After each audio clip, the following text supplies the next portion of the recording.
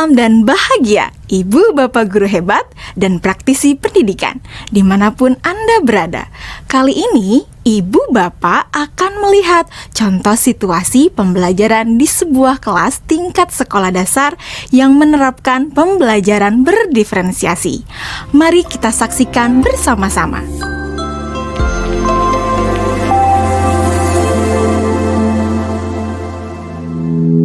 Organ tubuh manusia.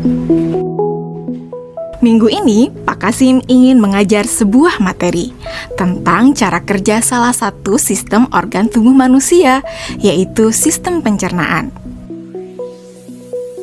Adapun tujuan pembelajarannya adalah melalui diskusi kelompok dan penugasan mandiri. 1. Murid dapat menjelaskan fungsi organ pencernaan pada manusia. Kedua, murid dapat membuat model dan menunjukkan cara kerja sistem pencernaan manusia.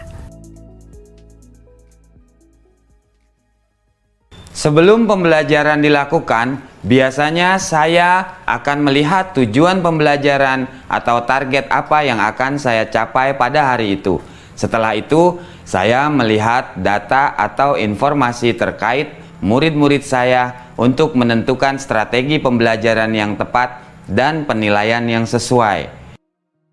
Saat merencanakan pembelajaran, Pak Kasim mempersiapkan beberapa sumber belajar yang menurutnya akan membantu murid-muridnya belajar sesuai dengan kebutuhannya.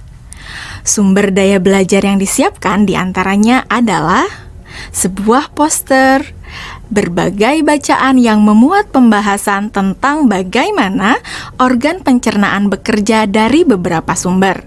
Ada yang berupa beberapa buku bacaan dengan tingkat kesulitan berbeda-beda, artikel sederhana, mengunduh sebuah video singkat yang sesuai dengan apa yang ia ingin anak-anak pahami, membuat kartu-kartu pertanyaan untuk membantu murid mengkonstruksi sendiri pemahaman mereka tentang cara kerja sistem organ pencernaan dengan menjawab pertanyaan.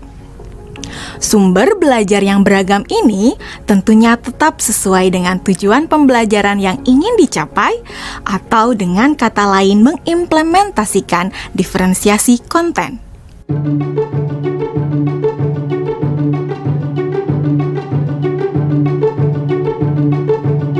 Setelah semua sumber materi yang beragam disiapkan, saya mempersiapkan daftar kegiatan lengkap dengan instruksinya.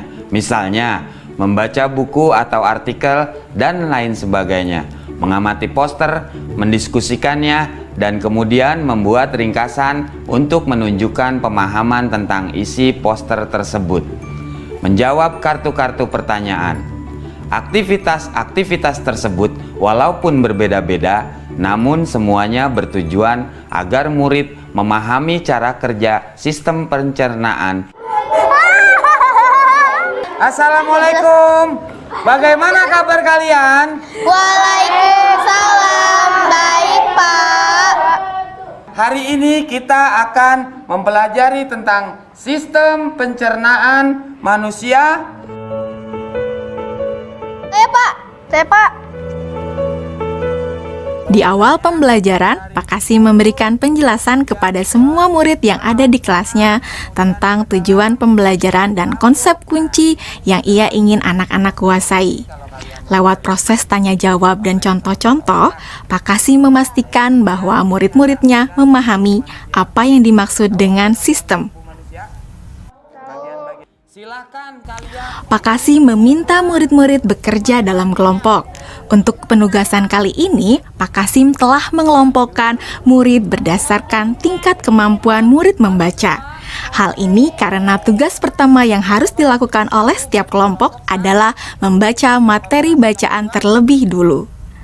Teks yang dibaca tiap kelompok sesuai dengan kemampuan membaca mereka.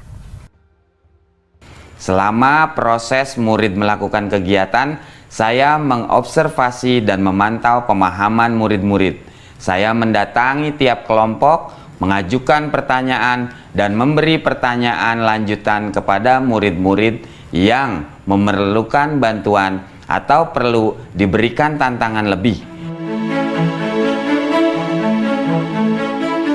Saya juga membuat catatan-catatan penilaian selama proses ini. Setiap jawaban murid, pertanyaan murid, saya perhatikan dan menggunakan informasi ini untuk menyesuaikan tingkat bantuan yang akan saya berikan pada murid atau berdiferensiasi proses. Sistem pencernaan adalah serangkaian jaringan organ yang bekerja untuk mencerna makanan. Organ pencernaan antara lain meliputi mulut, kerongkongan, lambung, usus kecil, usus besar, rektum, anus.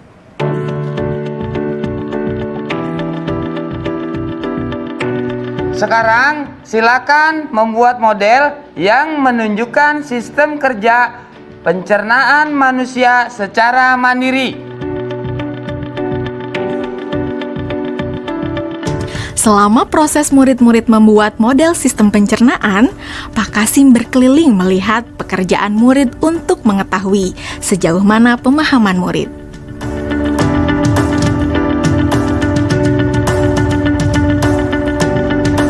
Di akhir pembelajaran, saya melakukan kegiatan refleksi, di mana refleksi tersebut digunakan untuk mengapresiasi murid, untuk mengetahui atau menilai sejauh mana pemahaman murid tentang topik yang sedang dipelajari, untuk mengetahui bagaimana perasaan murid-murid ketika melakukan proses pembelajaran.